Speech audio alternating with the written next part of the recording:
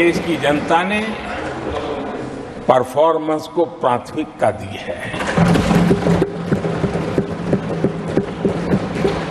भ्रम की राजनीति को देशवासियों ने ठुकराया है और भरोसे की राजनीति पर विजय की मोहर लगा।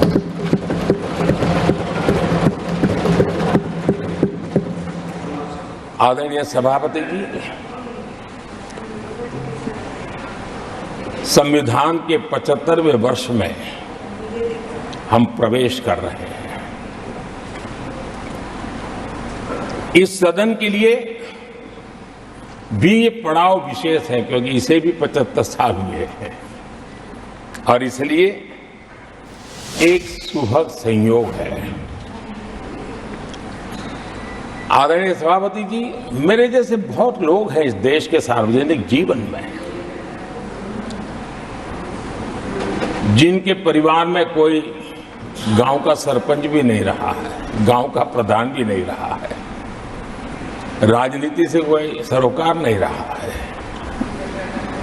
लेकिन आज अनेक महत्वपूर्ण पदों पर पहुंच करके देश की सेवा कर रहा है। और उसका कारण बाबा साहब आम्बेडकर ने जो संविधान दिया है उसने हम जैसे लोगों को अवसर दिया और मेरे जैसे अनेक लोग हैं जिनको बाबा साहब आम्बेडकर द्वारा दिए गए संविधान के कारण यहां तक आने का अवसर मिला है और जनता जनार्दन ने उस पर मोहर लगाई, तीसरी बार आने का मौका मिल गया।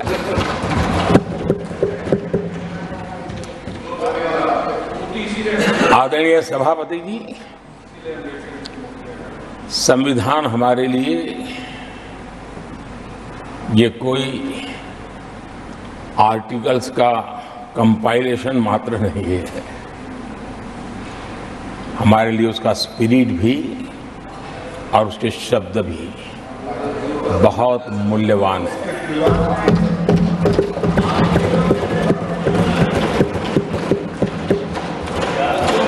और हमारा मानना है कि किसी भी सरकार के लिए, किसी भी सरकार के नीति निर्धारण में, कार्यकलापों में हमारा संविधान लाइट हाउस का काम करता है, दिशा दर्शक का काम करता है, हमारा मार्गदर्शन करता है। आदरणीय सभापति जी, मुझे याद है मैंने जब लोकसभा में हमारी सरकार की तरफ से कहा गया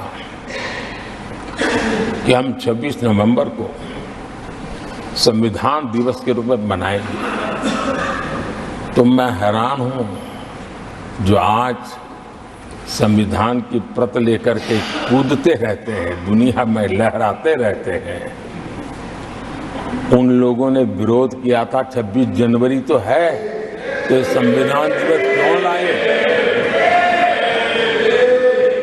और आज संविधान दिवस के माध्यम से, आज संविधान दिवस के माध्यम से देश के स्कूल कॉलेजों में संविधान की भावना को, संविधान की रचना में क्या भूमिका रही है, देश के गणमान्य महापुरुषों ने संविधान के निर्माण में किन कारणों से कुछ चीजों को छोड़ने का निर्णय किया, किन कारणों से कुछ चीजों का स्वीकार करने का निर्णय किया, इसके विषय में हमारे स्कूल कॉलेज में विस्तार से चर्चा हो, निबंध स्पर्धाएं हो, चर्चा सभाएं हो, एक व्यापक रूप से संविधान के प्रति आस्था का भाव जगे और संविधान के प्रति समझ विकसित हो। देशवासियों के लिए आने वाला पूरा कालखंड संविधान हमारी सबसे बड़ी प्रेरणा रहे, इसके लिए हम कोशिश करते रहे हैं। और अब जब 75 वर्ष में प्रवेश कर रहे हैं तो हमने इसे एक जन उत्सव के रूप में राष्ट्रव्यापी उत्सव मनाने का तय किया और इससे देश के कोने कोने में संविधान की भावना को, संविधान के पीछे जो मकसद है उसके विषय में भी देश को अवगत कराने का प्रयास है। आदरणीय सभापति जी, देश की जनता ने हमें तीसरी बार जो अवसर दिया है वो अवसर विकसित भारत, आत्मनिर्भर भारत, इस यात्रा को मजबूती देने के लिए, इस संकल्प को सिद्धि तक ले जाने के लिए हमें देश के कोटि कोटि जनों ने आशीर्वाद दिए हैं।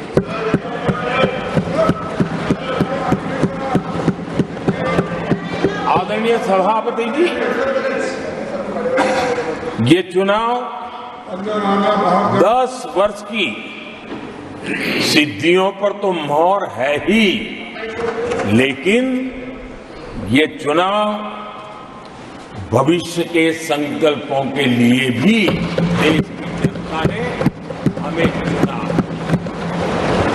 क्योंकि देश की जनता का एकमात्र भरोसा हम पर होने के कारण आने वाले सपनों को, संकल्पों को सिद्ध करने के लिए हमें अवसर दिया।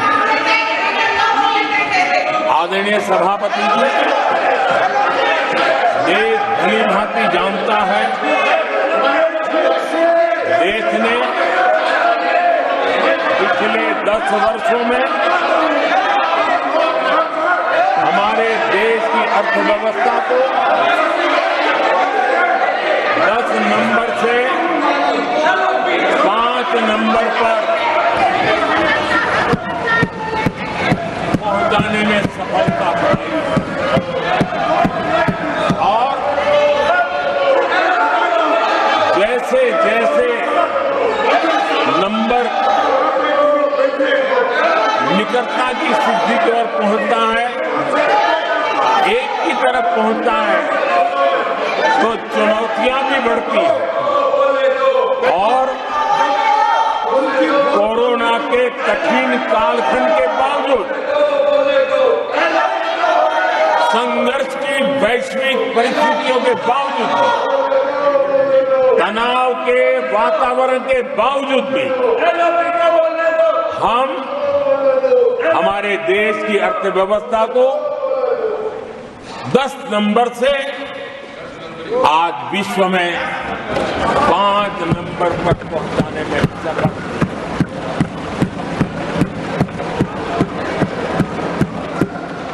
इस बार देश की जनता ने हमें रिकॉर्ड में 5 नंबर से 3 नंबर की इकोनॉमी पर पहुंचाने के लिए जनादेश दिया है और मुझे पक्का विश्वास है कि देश की जनता ने हमें जो जनादेश दिया है, हम भारत की अर्थव्यवस्था को विश्व के टॉप 3 में पहुंचा के रहेंगे।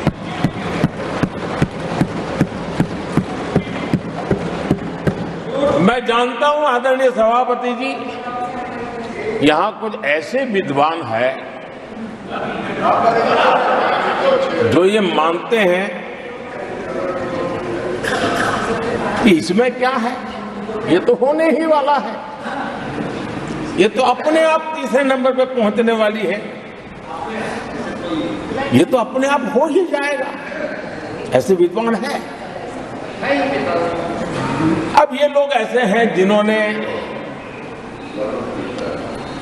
ऑटो पायलट मोड पे सरकार चलाने का या तो रिमोट पायलट पर सरकार चलाने का उनको आदी है, इसलिए वो कुछ करना धरने में विश्वास नहीं करते हैं, वो कुछ करने धरने में विश्वास नहीं करते, वो इंतजार करना जानते हैं। लेकिन हम परिश्रम में कोई कमी नहीं रखते।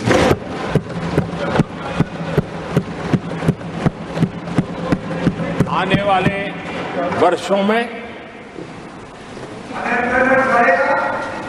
पिछले 10 वर्षों में हमने जो किया है उसको गति भी बढ़ाएंगे, उसका विस्तार भी बढ़ाएंगे और गहराई भी होगी, ऊंचाई भी होगी और हम इस संकल्प को पूरा करेंगे। आदरणीय सभापति जी, चुनाव के दरमियान मैं देशवासियों को कहता था कि जो 10 साल हमने काम किया है, हमारे जो सपने और संकल्प है उसके हिसाब से तो ये एपेटाइजर है, मेन कोर्स तो अभी शुरू हुआ।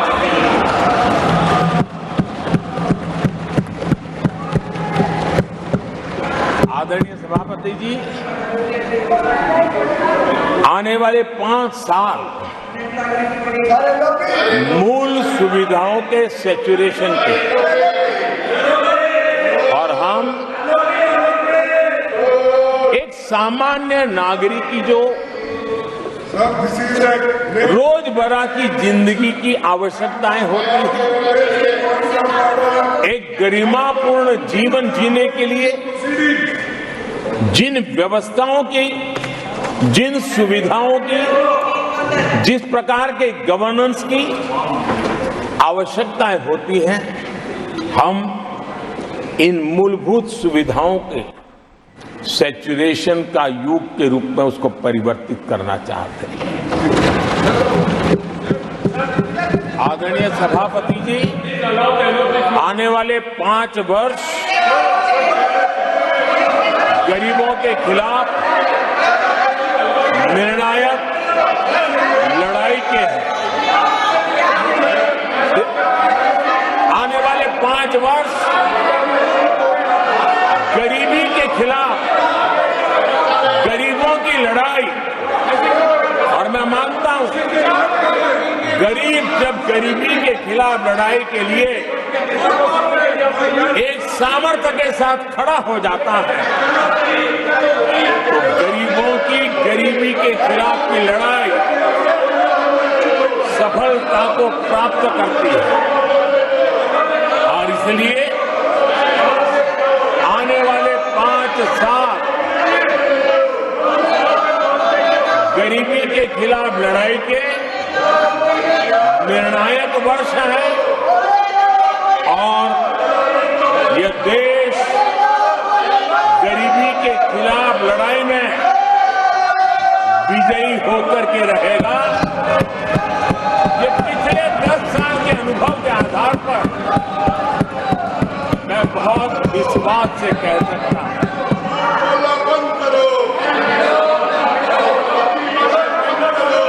आदरणीय सभापति जी, जब देश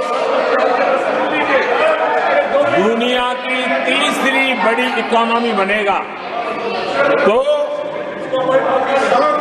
इसका लाभ, इसका प्रभाव जीवन के हर क्षेत्र पर पड़ने वाला है। विकास के विस्तार के अनेक अवसर उपलब्ध होने वाले हैं और इसलिए जब हम दुनिया की तीसरे नंबर की इकोनॉमी बनेंगे तब भारत के हर स्तर पर सकारात्मक प्रभाव तो होगा, लेकिन वैश्विक परिवेश में अभूतपूर्व प्रभाव पैदा होने वाला।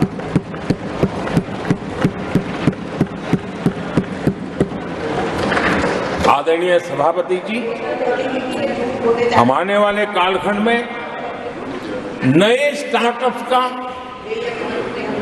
नई कंपनियों का वैश्विक उभार देख रहे हैं और मैं देख रहा हूं कि आने वाले कालखंड में हमारे टियर 2, टियर 3 सिटीज भी ग्रोथ इंजन की भूमिका में देश में बहुत बड़ा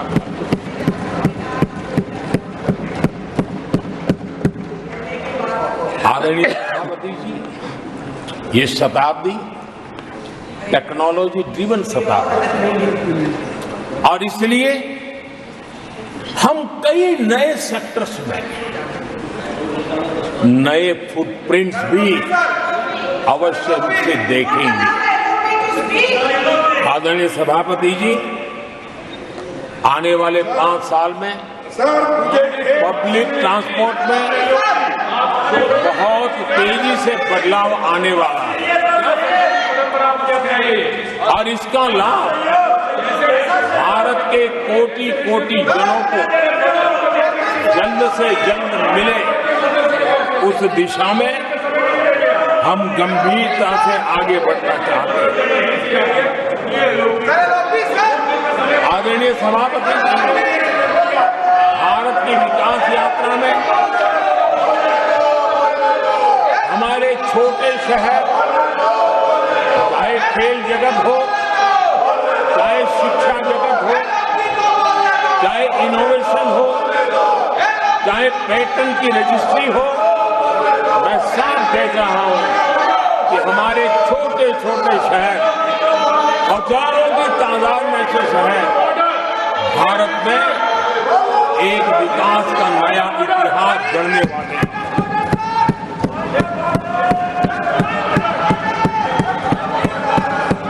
आदरणीय सभापति जी, मैंने पहले भी कहा है कि भारत के विकास यात्रा में 4 प्रमुख स्तंभ, उसका सशक्तिकरण, उनको अवसर,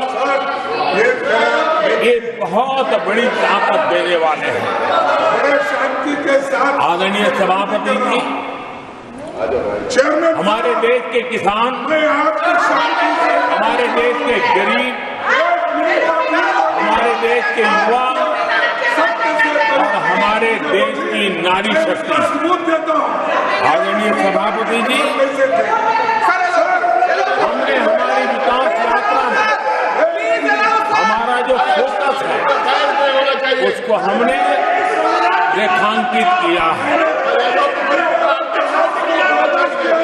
आदरणीय सभापति जी, यहाँ भी कई साथियों ने खेती और किसानी को लेकर के हर एक ने विस्तार से अपने विचार रखे हैं और अनेक बातें सकारात्मक रूप से भी रखी है। मैं किसानों को लेकर सभी सदस्यों को और उनकी भावनाओं का आदर करता हूं। बीते 10 वर्ष में हमारी खेती हर प्रकार से लाभकारी हो, किसान को लाभकारी हो, उस पर हमने हमारा ध्यान केंद्रित किया है। अनेक योजनाओं से उसको हमने ताकत देने का प्रयास किया है। चाहे फसल के लिए ऋण हो,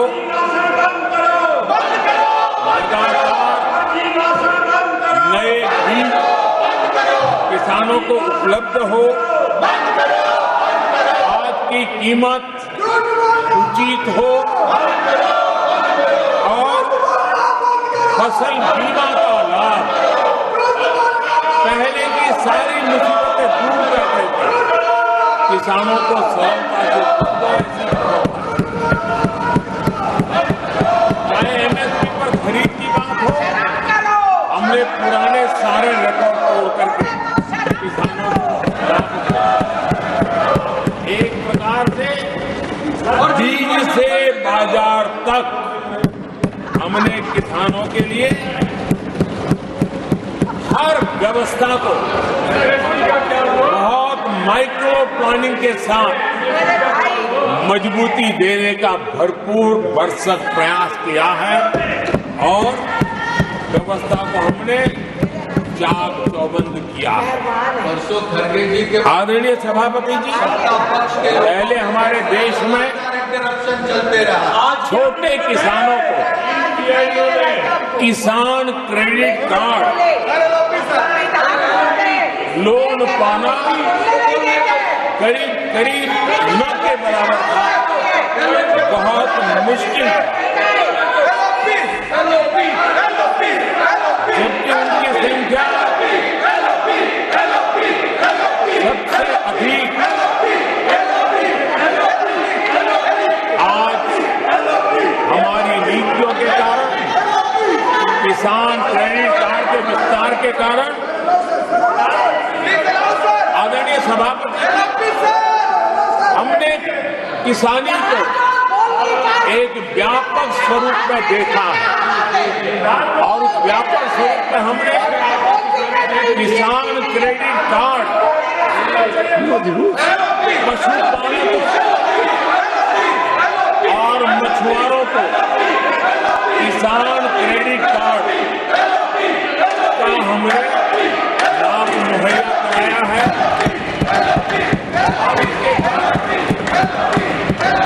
हमारे किसानों का खेती के काम को, उसके विस्तार को भी मजबूती दी है, उस दिशा में भी हमने काम किया। आदरणीय सभापति,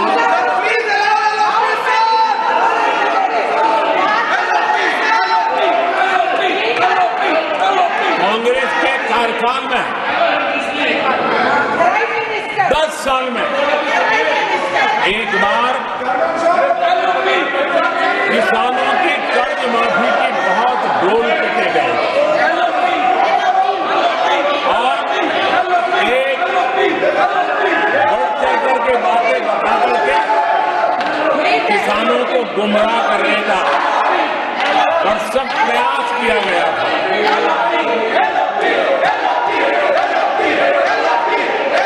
और 60,000 करोड़ की कर्ज माफी, उसका इतना हल्ला मचाया था और एक अनुमान था कि उसके लाभार्थी करीब देश के 3 करोड़ किसान थे। सामान्य गरीब छोटे किसान का तो उसमें नामो निशान नहीं था। जिसको सबसे जरूरत थी, इसकी उनकी योजना में कोई परवाह नहीं थी और उन तक कोई लाभ पहुंच भी नहीं पाया था। लेकिन आदरणीय सभापति जी, जब किसान कल्याण हमारी सरकार के हृदय में, केंद्र में हो, तो नीतियां कैसी बनती है, कल्याण कैसे होता है, लाभ कैसे पहुंचता है, उसका मैं इस सदन को उदाहरण देना चाहता हूं। आदरणीय सभापति जी, हमने प्रधानमंत्री किसान सम्मान योजना चलाई और पीएम किसान सम्मान योजना का लाभ। This contract is not appropriate. 10 crore किसानों को हुआ है Unparliamentary practice. और सिर्फ 6 साल में हमने Please take your seat. 3 lakh crore रुपए To take their seats. हम किसानों को दे चुके हैं। It is unbecoming of your conduct. आदरणीय सभापति जी, Unbecoming of your conduct.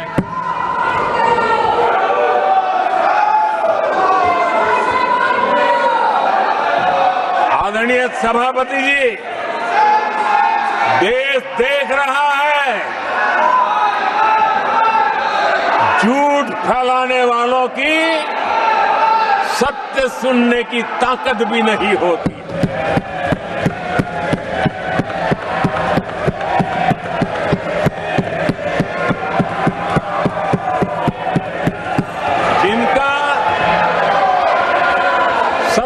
से मुकाबला करना, इसके लिए जिनके हौसले नहीं है वो बैठ करके इतनी चर्चा के बाद उन्होंने उठाए हुए सवालों के जवाब भी सुनने की हिम्मत नहीं है। इन्होंने ये अपर हाउस को अपमानित कर रहे हैं। इस अपर हाउस की महान परंपरा को अपमानित कर रहे हैं। आदरणीय सभापति जी, देश की जनता ने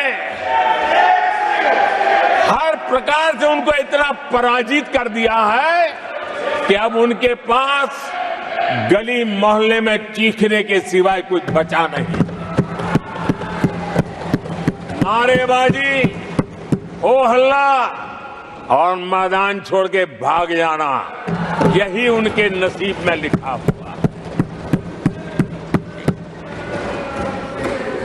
माननीय सदस्यगण, अत्यंत दर्दनाक, पीड़ादायक, अमर्यादित आचरण से देखकर मैं हूं।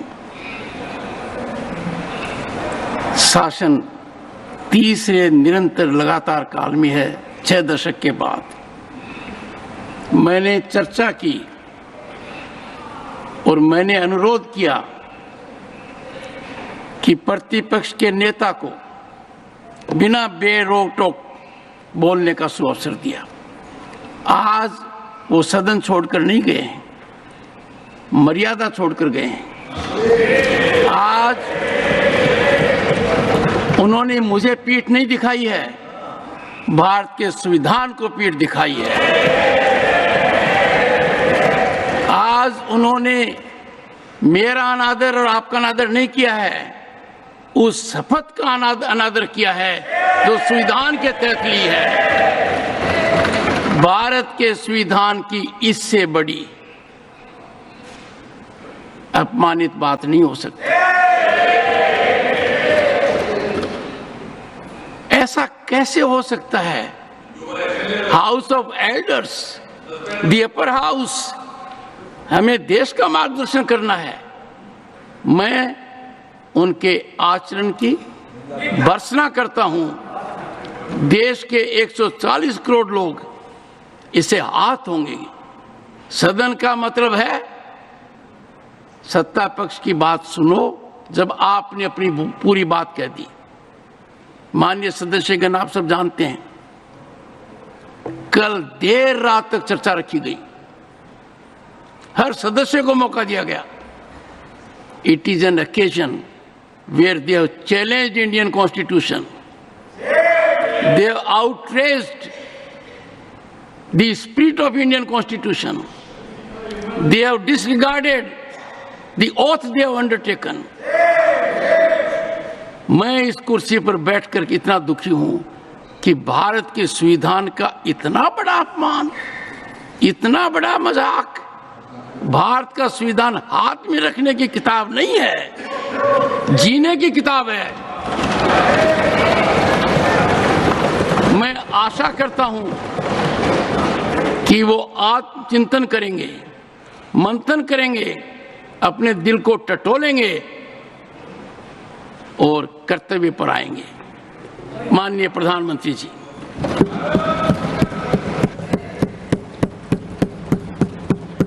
आदरणीय सभापति जी, आपकी वेदना मैं समझ सकता हूं।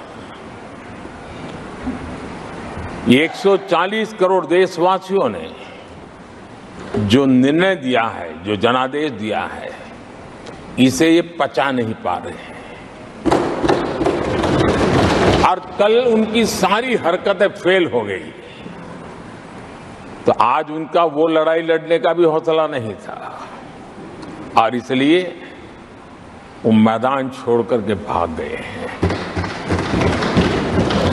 आदरणीय सभापति जी, मैं तो कर्तव्य से बंधा हुआ हूं और न ही मैं यहां कोई डिबेट पे स्कोर करने के लिए आया हूं। मैं तो देश का सेवक हूं। देशवासियों को मेरा हिसाब है।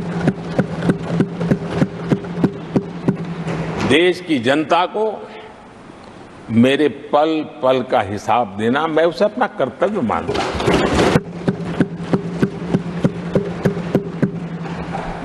आदरणीय सभापति जी, वैश्विक परिस्थितियां ऐसी पैदा हुई कि फर्टिलाइजर के लिए बहुत बड़ा संकट पैदा हुआ।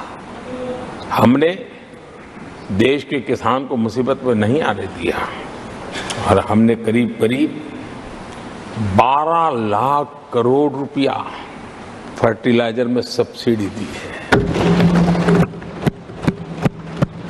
और जो भारत के आजादी के इतिहास में सर्वाधिक है,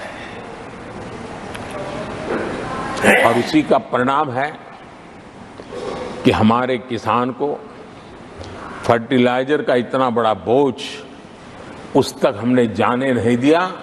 सरकार ने अपने कंधे पर उसको उठा लिया है। आदरणीय सभापति जी, हमने एमएसपी में भी रिकॉर्ड बढ़ोतरी की है। इतना ही नहीं, खरीद के भी नए रिकॉर्ड बनाए हैं।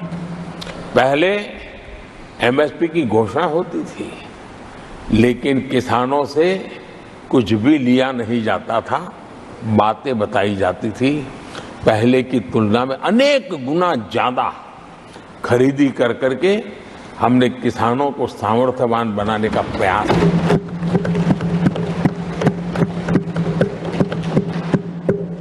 आदरणीय सभापति जी, 10 वर्षों में हमने कांग्रेस सरकार की तुलना में धान और गेहूं किसानों तक 2.5 गुना अधिक पैसा पहुंचाया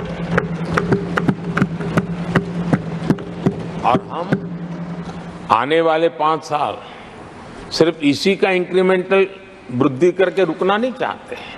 हम नए नए क्षेत्रों को, उन कठिनाइयों का अध्ययन करके उसकी मुक्ति के लिए प्रयास कर रहे हैं।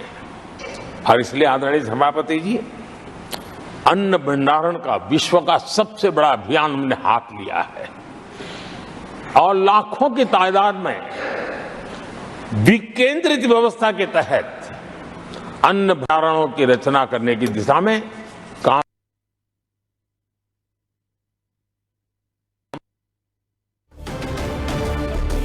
एक ऐसा क्षेत्र है, हम चाहते हैं किसान उस तरफ मुड़े और उसके भंडारण के लिए भी एक व्यापक इंफ्रास्ट्रक्चर की दिशा में हम काम कर रहे हैं। आदरणीय सभापति जी, सबका साथ सबका विकास, इस मूल मंत्र को लेकर के हमने देश सेवा की हमारी यात्रा को निरंतर विस्तार देने का प्रयास किया है। देशवासियों को गरिमापूर्ण जीवन देना, ये हमारी प्राथमिकता रही है। आजादी के बाद अनेक दशकों तक जिनको कभी पूछा नहीं गया, आज मेरी सरकार उनको पूछती तो है, उनको पूजती भी है।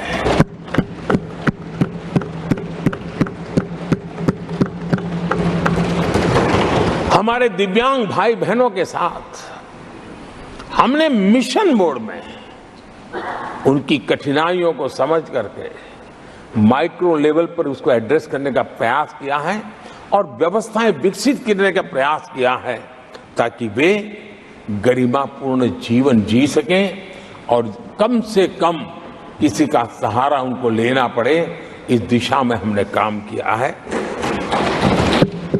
आदरणीय सभापति जी, हमारे समाज में किसी न किसी कारणवश एक उपेक्षित वर्ग, यानी एक प्रकार से समाज में बार बार हरदूत होने वाला वर्ग, वो ट्रांसजेंडर वर्ग है।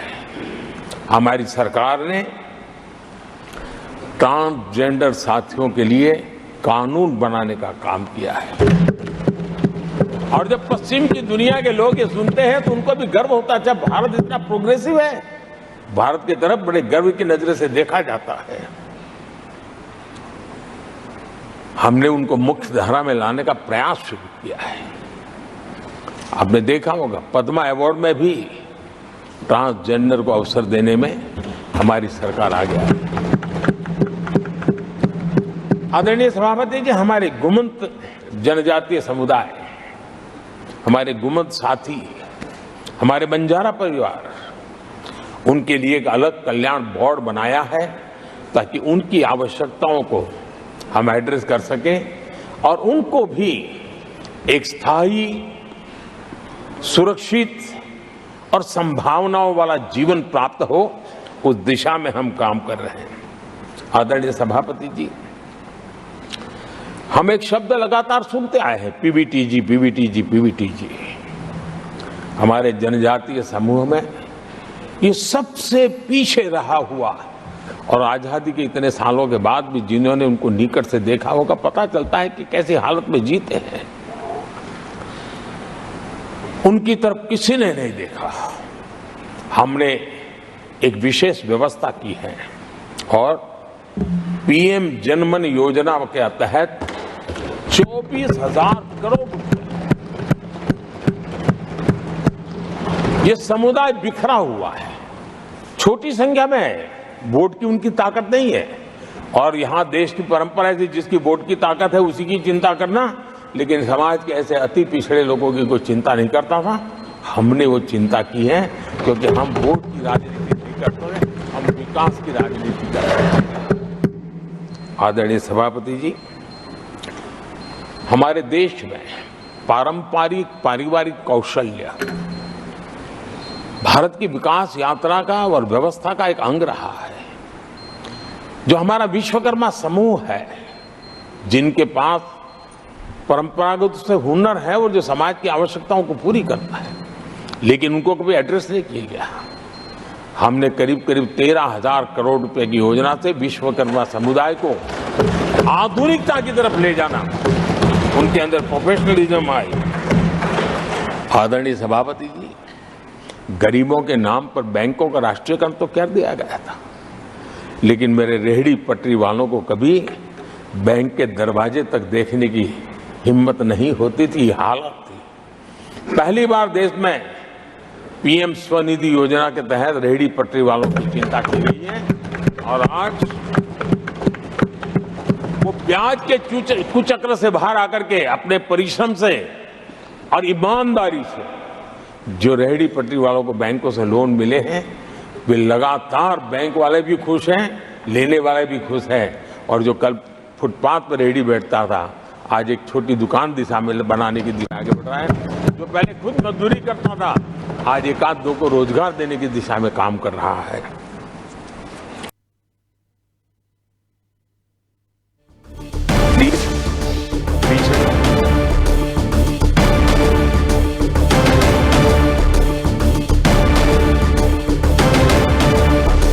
जी, हम विमेन लेड डेवलपमेंट की बात करते हैं।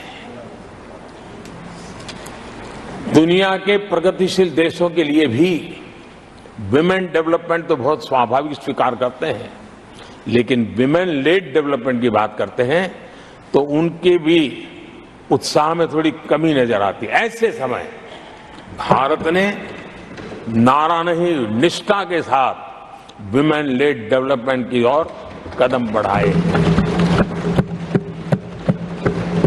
और महिला सशक्तिकरण का लाभ आज दिख रहा है, हर क्षेत्र में दिख रहा है और भारत की विकास यात्रा में वो कंट्रीब्यूट कर रहा है। मैं आदरणीय सांसद सुधा मूर्ति जी का आभार व्यक्त करता हूं कि कल उन्होंने चर्चा में महिलाओं के आरोग्य के विषय पर बल दिया था और उसका महात्म्य क्या है, उसकी आवश्यकता क्या है, उस पर बड़े विस्तार से उन्होंने कहा था।